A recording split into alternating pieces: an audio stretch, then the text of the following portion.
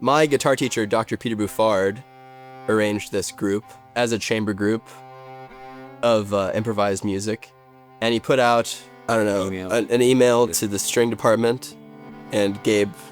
My teacher got the email and asked me if I wanted to do it because he knew I had some interest in improvising and that kind of thing. So So that's how it came together. We kind of clicked right away, I felt like. I remember after our first rehearsal, I walked out of rehearsal with like the biggest smile on my face because it was something new that I hadn't really done before, and it was really fun to just improvise and not worry about where the music was going or what's gonna happen and just play. It was a very different experience. This kind of thing is totally separate from anything that I do in lessons or anything.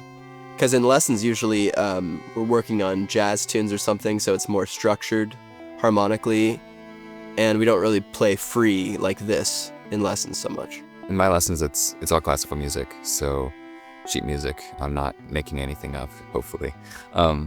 So it's a very different experience, and I haven't gone over improvising in my lessons before. It's more of a thing I do on my own. It definitely took us some time to get into the flow of playing together.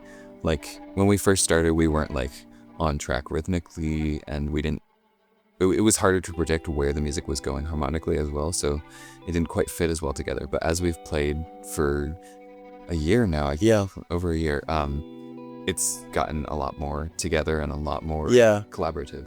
Yeah, we've gotten very intuitive as players together. And as far as like my own improvisatory muscle, that's grown a lot since starting this duo. I think mostly theory and ear training have been very helpful for me. I think there have been times where it has influenced me, like the things that I've learned here have influenced me overtly.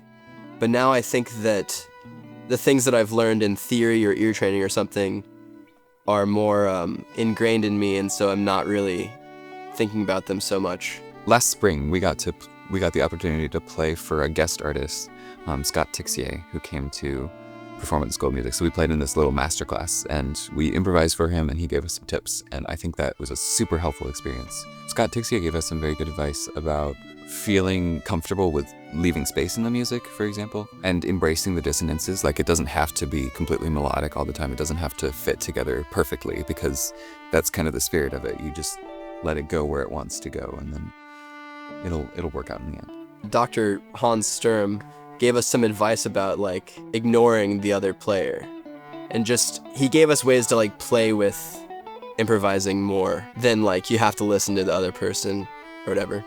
He said even like ignore them.